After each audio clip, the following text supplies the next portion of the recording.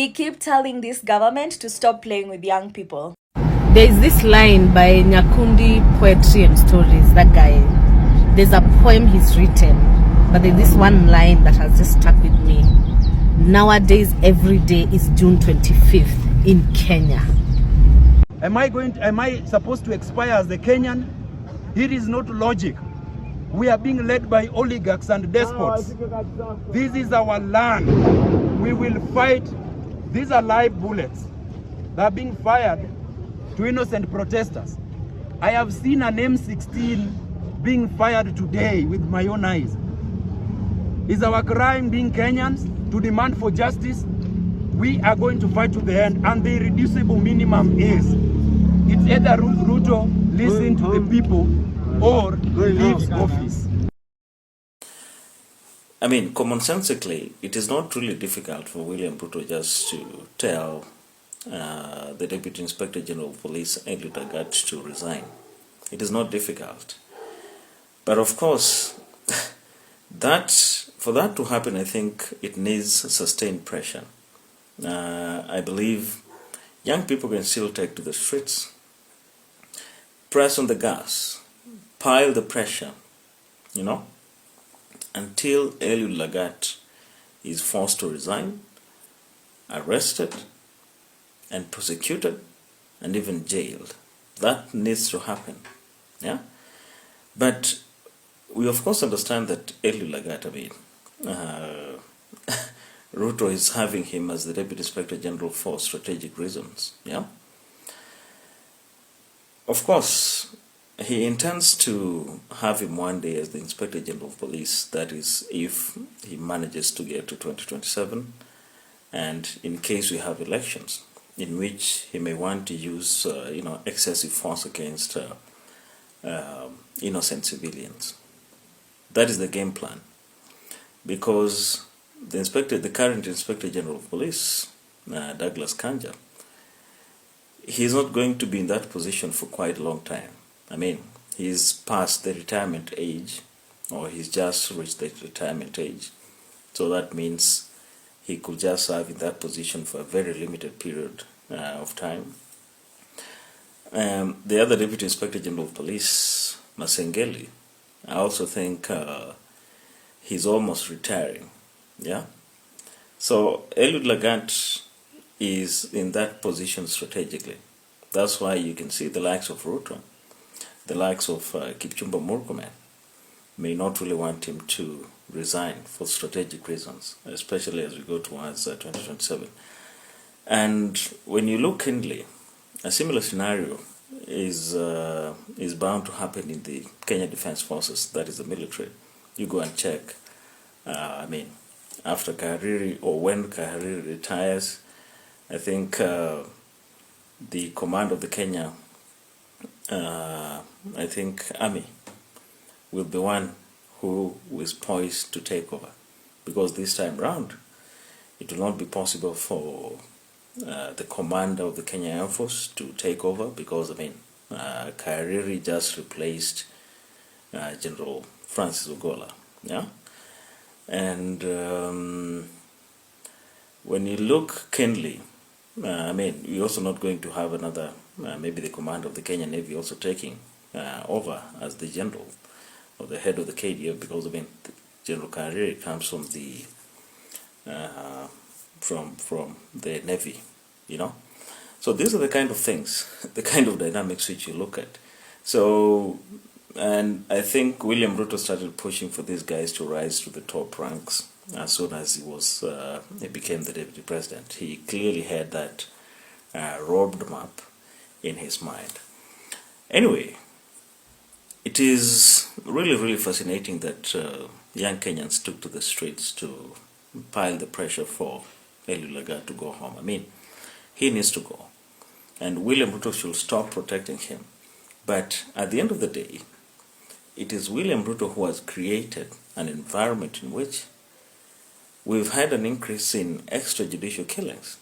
Police brutality has intensified under his administration. It goes without saying. You don't even need common sense to be able to draw these conclusions.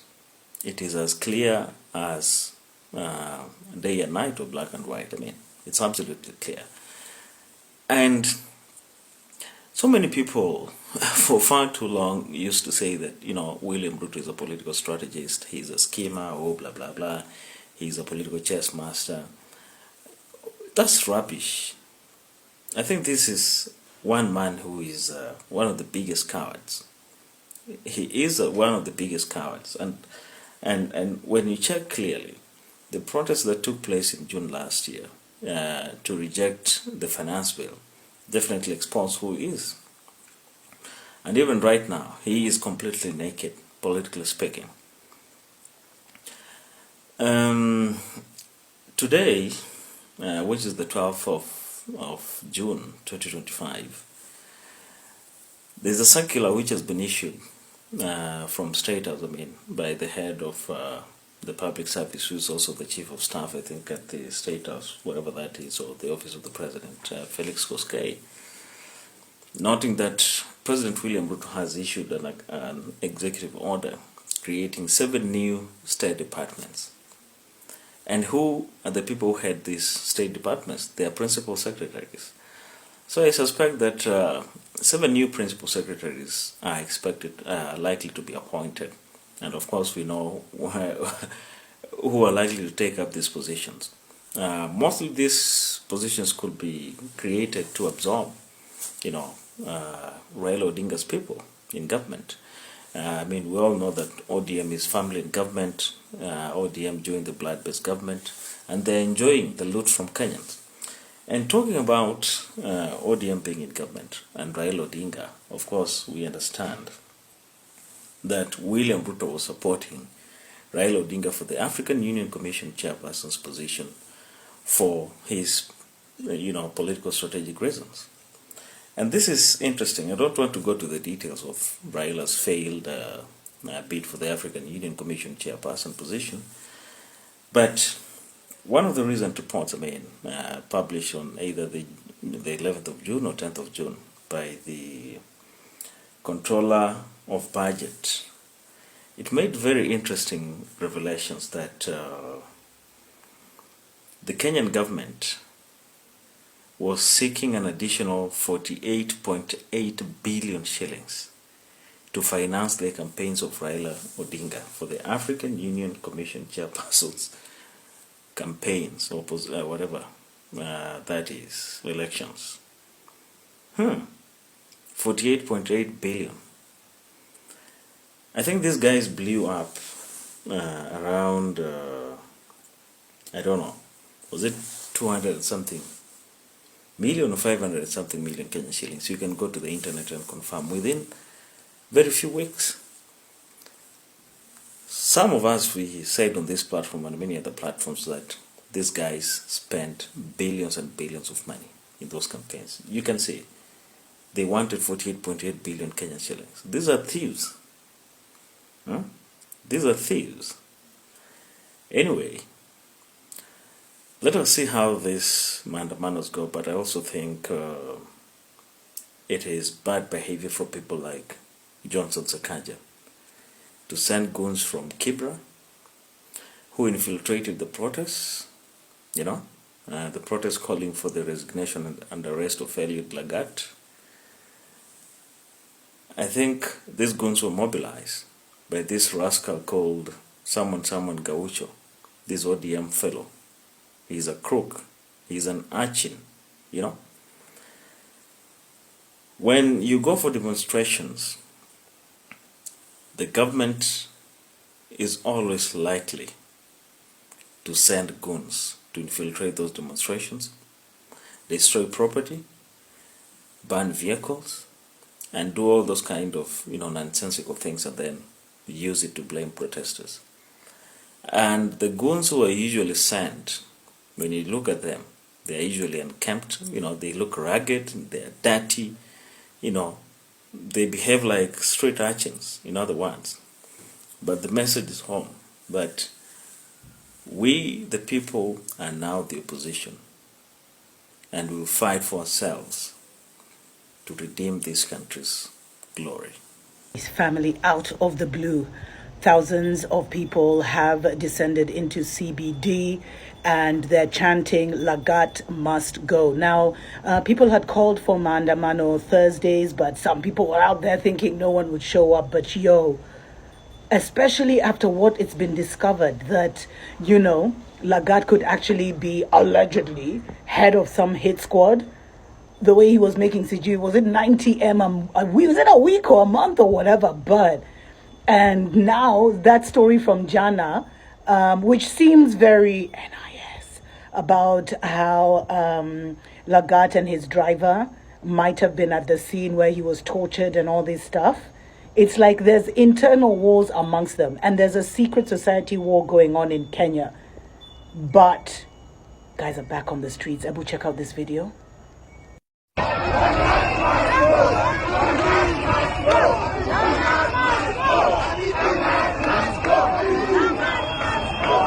Of course, that's why I said they have a date with destiny in August 2026. Their date with destiny is coming. They will be called to account. And the first step will be for them to be voted out. All these legacy politicians will be voted out. Once they are voted out, we will start the criminal justice process, where they will be called to each answer to the heinous acts they committed against the people of Kenya. Then we will now move to the next step. But we cannot forget, and we cannot say that we should not open old wounds. We will only be doing justice. Justice is not about opening old wounds. Justice is about making sure that the right thing is done, even when it appears inconvenient. Sasa nikuulize. Wewe ungewahi ambiwa, wewe ungewahi ambiwa ungewahi ambiwa ati ungewahi download constitution, ungeamini? Ungewahi ambiwa ungejua kuna kitu inaitwa finance bill na inatoleango draft na inapitianga kwa bunge ndio ipite, ungeamini? Wewe mwenye ulikuwa unachukia history la social studies, ungeamini? Guess what? Okay, ninajizungumzia, but one time, this guy has turned us to things we never thought. We never thought we would be. And tell me should turn a pal and tell me should select. Anyway, one time must go. Do we have a dictator in town, and what does it? Why are Kenyans really embracing that? Well, they are waiting for the next election. I can tell you, if Roto gets more than 3 million votes, he will be lucky. Even the Kalenjins that he thinks they are going to vote for him blindly. The young people from that community are not going to vote for him. So I'm telling you for free. So the crowds from Narok during his tour of the region, that could have been part of paid up crowds. You saw the crowd even in central Kenya, where each person was being paid 1,000 shillings, and some of them they were being paid 5,000. And the border guys, they were being paid to carry 2 people, and he himself is paid not only to carry but to attend the rally. Wacheni tu mimi niseme na mapema. Ndio kama kuna list na andiko mniweke kwa list. I can't wait to reject Finance Bill 2025. I can't wait. Because I know it will be something absurd. It will be something mental. I can't wait. Mniweke kwa list, jameni. List ya reject. And don't buy into the political rhetoric of trying to divide you into tribes. Yes. Our problems are not tribal. There is no Kikuyu problem, there is no Kalenjin problem, there is no Luo problem, there is no Somali problem. There is no Kamba problem. Yes. Shift share knows no tribe. The university funding model knows no tribe. Yeah. Joblessness knows no tribe. All these problems that we point out, They do not know any tribe. Luchivia, Ndio. labda hujui ni nani utapigia kura in 2027. Yes. Lakini ile kitu muhimu zaidi Ndio. ni kwamba ujue yule mwenye hautapigia kura. Yes. Are we together? Uh-huh. You may not know who you will vote for in 2027. Yes. But it is important to know who you will not vote for in 2027. Hey. The best way for Kenyans to vote in 2027 is two ways. One, don't vote for anybody who did not deliver when it came to their manifesto. Number two, do not vote for anybody who had any previous corruption cases. For example, when it comes to Sakaja, the current Nairobi governor wants to run for a second term. Now, I will be damned if I vote for Sakaja considering just one part of the manifesto, which is roads. He said that he will fix roads and he will fix drainage and water will be distributed to different parts of Nairobi. He said this and he has not delivered. Nairobi to go 2025, we are almost at the half of the year and the roads are flooding insanely even if it rains just a little bit. So what logic would someone be using if they vote for Sakaja for the second time?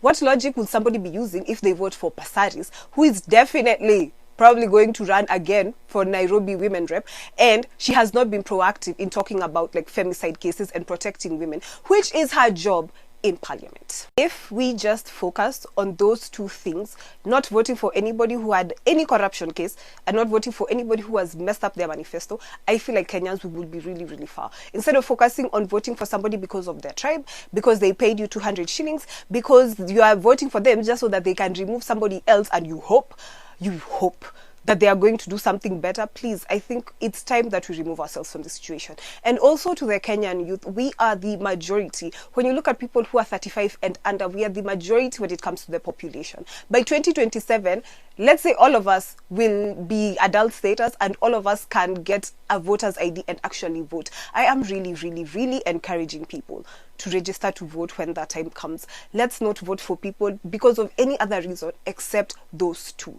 Let's be logical this time, please. Like, our lives depend on it. Kwani wewe utakubali upige kura mtu aibe? Wewe kama Mkenya mwenye unateseka as we speak now, utakubali uende upige kura 2027 alafu mtu achukue aongeze rais? Kwa sababu anatuambia kwamba hakuna rais ashawahi kuwa one term president. Sasa wanasema hata kama rais hatapita, watachukua kidogo kidogo kutoka kwa zile zetu waongeze rais apite.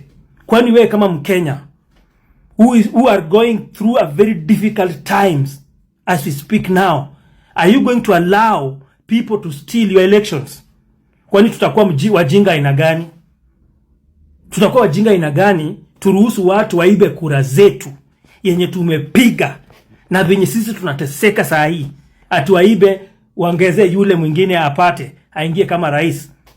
Kwani sisi tutakuwa wajinga aina gani? Si wajinga walisha Kenya. Sasa itakuwa aje mtu atuibie kura zetu? Wakiiba itaungua. That is the truth of the matter. No way. That wakiiba, just like his agents have said that, you know, watajaza. The truth of the matter is wametuibia kutosha, wameiba pesa zetu za kutosha, wametuua ya kutosha. If William Ruto survives to the election na ajaribu kuiba, itaungua. Okay. That's the truth of the matter. 2027 at the tallying center at the ward level, we will have Gen Z representatives to count the votes and to announce the votes.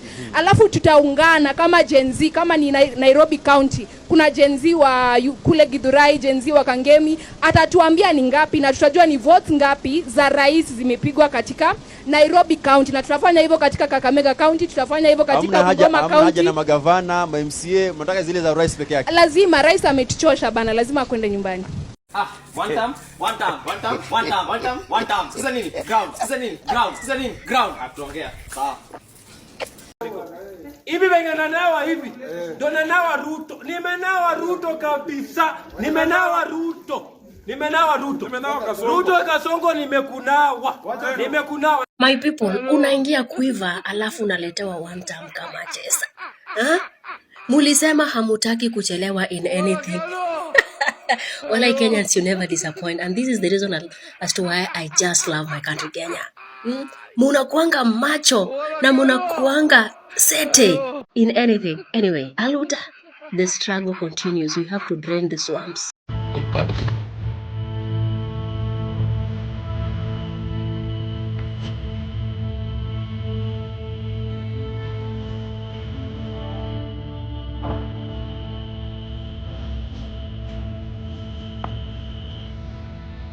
Seyo moyo. Roto must go. Roto must go. Roto must go. Roto must go.